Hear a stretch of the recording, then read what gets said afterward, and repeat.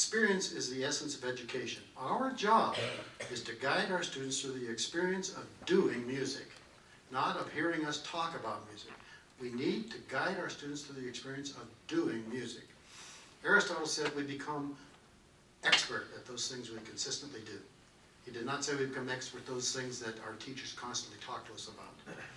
Telling is important if it follows the experience. Telling is very important if it follows the experience. That way, if there's an experience first, then the words we speak have something to attach themselves to. They actually have meaning, rather than starting with talking and then try to teach. I believe the most eloquent way to teach anything, and I'm talking calculus, swimming, music, rhythm, the most eloquent way to teach anything is for us to be able to say to our students, do you kids know what you just did? Is, you know, when you just played that, that was so beautiful. You were playing from your heart more than your head. Musicians have a word for that. The word is espressivo. And then I would make my class say it, espressivo. And I'd say, no, no, no, no, that's Italian. You have to use your hands, espressivo. And they would all do it. We had so much fun with it. I would always say pianissimo in my classes in a whisper. Pianissimo, fortissimo. And I made them say it in Italian. Our kids want to learn our subject. They learned the name test tube in science, right? They should learn pianissimo in band orchestra choir. Repeat, the learning is in the doing. In my opinion, Nike has the best of all slogans. Just do it. I think we should just remember that. Just do it. Teach kids in instrumental class how to slur. Just have them play do, do, do, do, do. Then have them play, sing first. Do. Have them do that over and over and say, you know what that's called? You know what your kids just did? Just slurred. And here's how you spell it. Have them do it and then tell them what they just did. I said, okay, today we're going to play our warm-up and we're going to put a whole note on each pitch of the warm-up. And let's play each whole note for 7 counts. Well, I want to tell you, pandemonium erupted in that class. I mean, I shouldn't tell you that. I'm doing a clinic here tomorrow called Classroom Management and Music Room Pin Drop Quiet Classes and Rehearsals. Well, I guarantee you, this was not pin drop quiet. It was jackhammer loud. Every kid started yelling at me. I mean, you can't do that. Whole notes can't be 7 counts. And of course, the class clown said, "What you talking about, Willis?"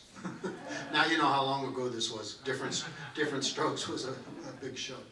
And I just calmed them down and I said, you know, look, I am really tired of same old 4-count whole notes. Let's have some fun. You're young. We're going to have a whole note party, and it's a costume party.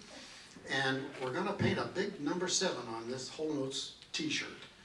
It's a 7-count whole note, and I finally got them to do it. Not easily, though, and not well. They didn't mind holding the whole note for 7 counts. But what did they want to do?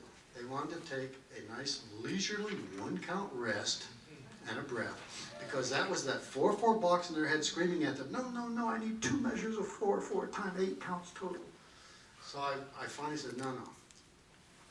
I said, this time we're going to try it again, and I want you to hear yourself singing as you play. In your head, I want you to be singing 1, 2, 3, 4, 5, 6, 7, 1. And if you want to do it really well, as you're singing those numbers, see them flash digitally. I didn't say digitally, I said like the scoreboard of the football game. And they played it very, very well. I didn't say a word. I said, great.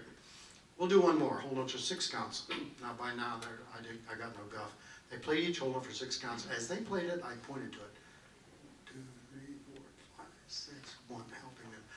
I wanted that they needed to look at a whole note and play it for anything except 4 counts. Why did I choose 7-count whole notes to start? 2 reasons. They are absolutely bizarre, and I knew that the kids would never forget it. If you ever try this with kids, they will never forget that you had to play a 7-count whole note. What I was doing was just getting their attention. These Students of mine were rhythmically brainwashed. You can think of this 7-count whole note as David Newell's version of shock therapy. I was just hitting them over the head with something. It was brand new, and I wanted it to be that way.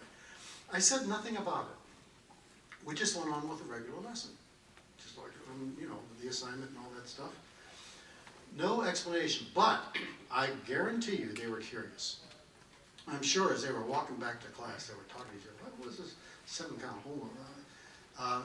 And you know, I really think every teacher of every subject, if they could get their students curious about what they're trying to teach, they would have it made.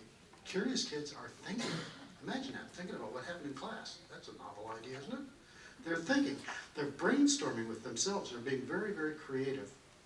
Curiosity is a wonderful thing in education. Get your students curious about what you're trying to teach them. So I knew my students were saying, oh, I get it, 4-count. And on the days when whole notes were 2 counts, and they were many times 2 counts, what were my students doing? Without a word from me, they were playing in cut time. They didn't know it, they didn't need to know it, so I wasn't about to tell them. It was just another time signature, basically. It was just another. Could there possibly be a better way to introduce students to the most significant aspect of cut time than just have them do it with no upset, no complaining, no, I don't like this? No, I don't think that, it's impossible. And by the way, whole notes being 2 counts is the most fundamental aspect of cut time. It's not the fact that the half note gets 1 count. Why is the half note 1 count? Because the whole note is 2, right? Everything depends upon the whole note. Verily, verily, I say unto you, in the beginning was the whole note. Everything. When you have a whole class, and I advocate this, when you have a whole class of kids, musicians, chant, whole, half, quarter, eighth, 16th, they are chanting rhythmic notations DNA string. That's it. That's the system. It's the DNA of rhythmic notation. Whole, half, quarter, eighth, 16th. I think our students need to know whole, half, quarter, eighth, 16th, as well as they know A, B, C, D, E, or 1, 2, 3, 4, 5. That is what they need to learn in music class. Whole, half, quarter, eighth, 16th. It's the foundation.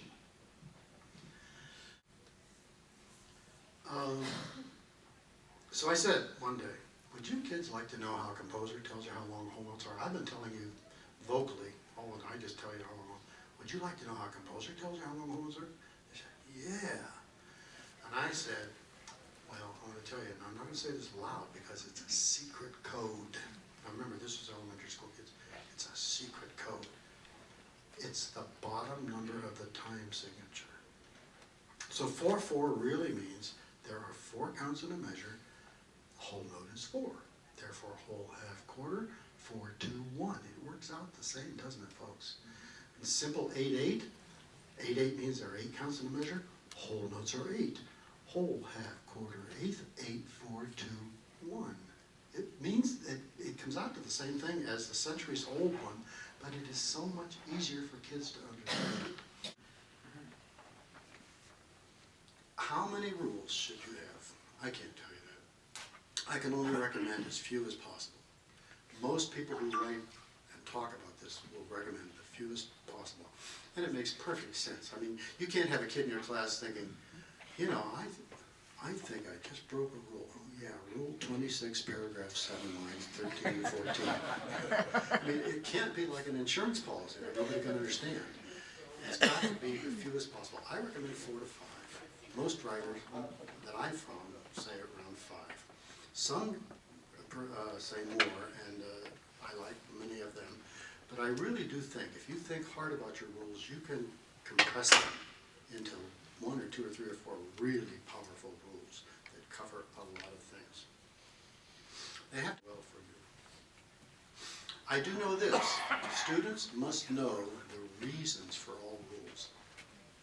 We are adults, and kids just think, oh, he's just being an adult. He's just telling me what to do. If kids know the reasons for our rules, they will buy into them, if you can explain them. If you have a rule in your classroom, those who are now teachers, and you can't level with your students and tell them why that's a rule, then it probably shouldn't be a rule. They will buy into the rule if they know the reason. And every reason, I believe, for a rule should be tied to music. These are music classroom rules. These aren't all school rules. Not all school rules are something else. And your students need to know, I will follow those rules. I could lose my job if you decided that the only way to end an argument is with your fists. That is out of my, you're out of here. You go to the principal or whatever. These are just the way we run our musical society that we're building here in this room with these doors closed.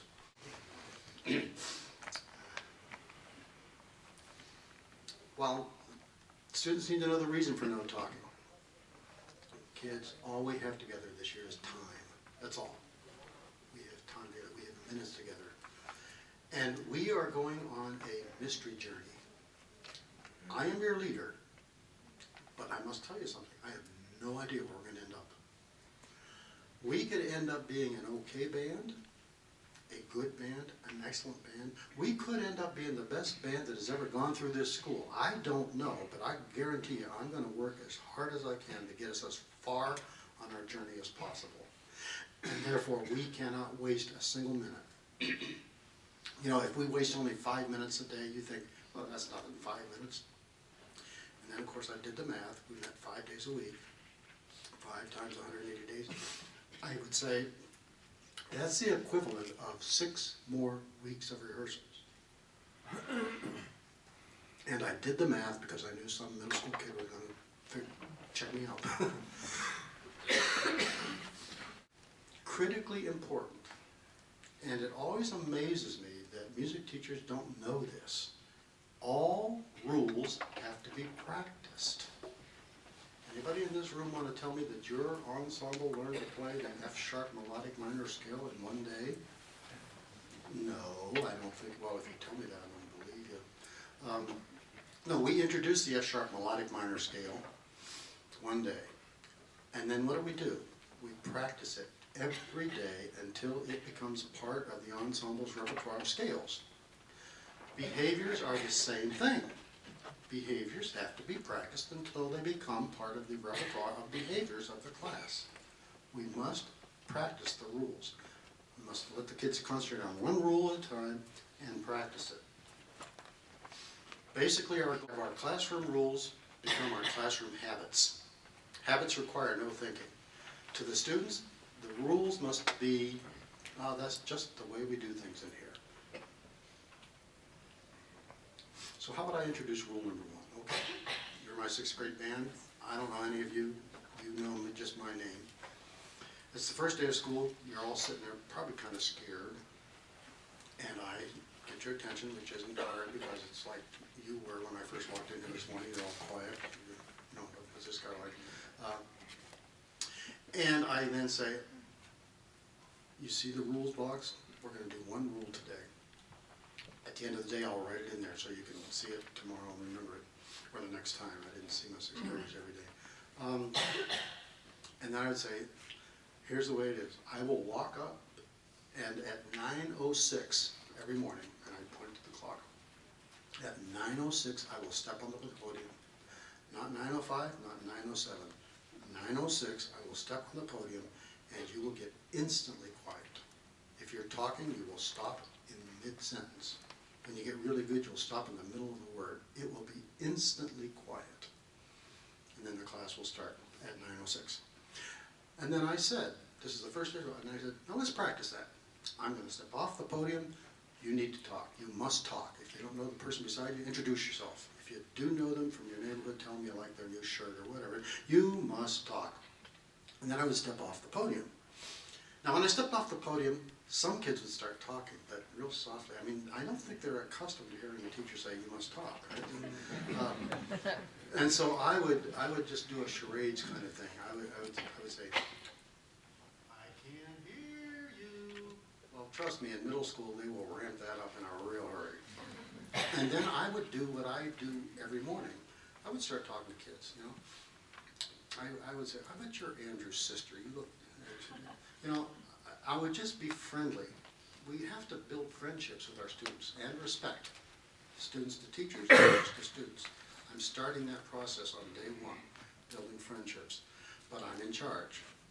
And so, now everybody knows what's going on, so I would then walk to the podium and do kind of a grandiose step on the podium, and it would be instantly quiet. Because everybody knows the game, right? They all understand.